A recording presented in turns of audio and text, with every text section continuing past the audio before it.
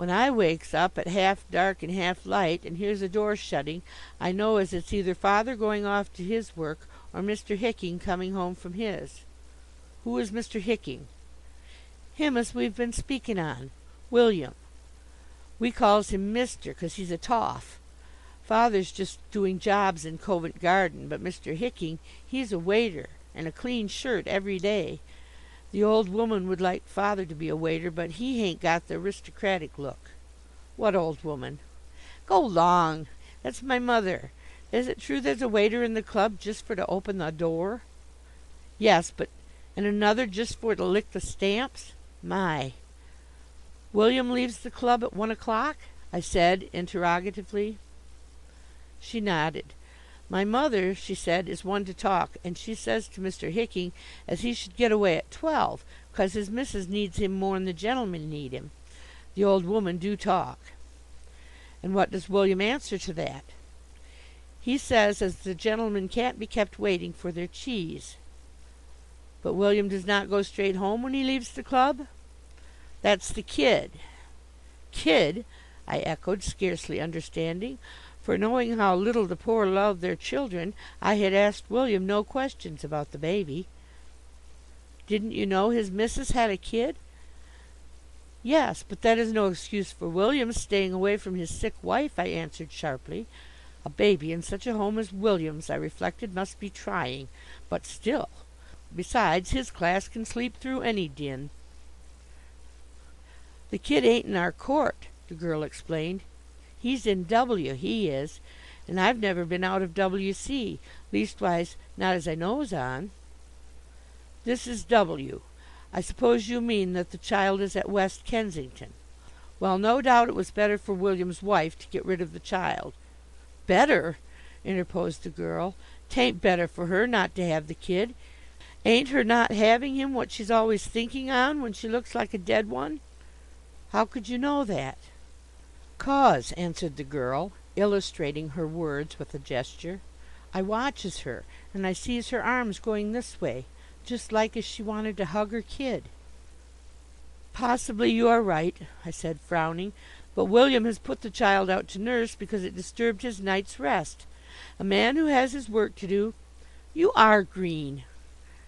"Then why have the mother and child been separated?" "Along of that there measles. Near all the young uns in our court has 'em bad." "Have you had them?"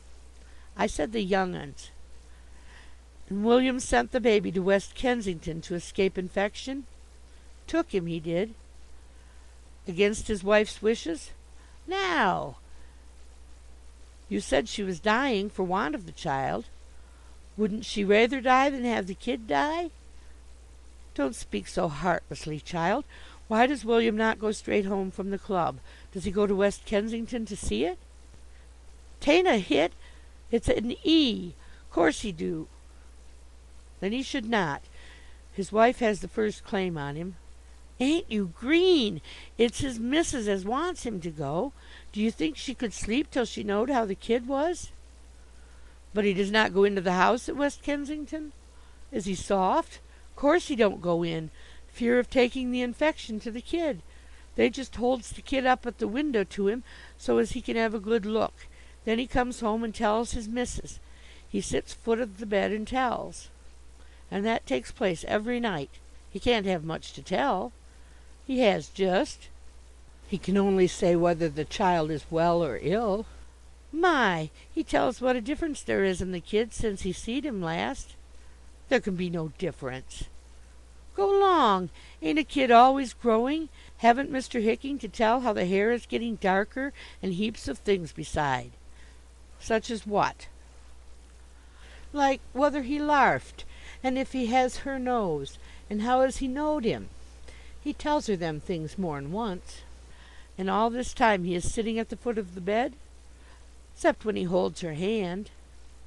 "But when does he get to bed himself?" "He don't get much. He tells her as he has a sleep at the club." "He cannot say that." "Hain't I heard him? But he do go to his bed a bit, and then they both lies quiet, her pretending she is sleeping so as he can sleep, and him feared to sleep case he shouldn't wake up to give her the bottle stuff." What does the doctor say about her?" "He's a good one, the doctor.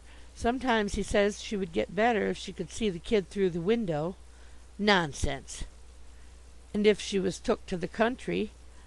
"Then why does not William take her?" "My, you are green. And if she drank port wines." "Doesn't she?" "No, but William he tells her about the gentlemen drinking them." On the 10th day after my conversation with this unattractive child, I was in my brougham with the windows up, and I sat back, a paper before my face, lest anyone should look in.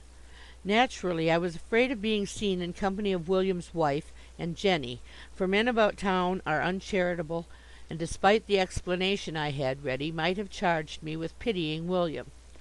As a matter of fact, William was sending his wife into Surrey to stay with an old nurse of mine, and I was driving her down because my horses needed an outing.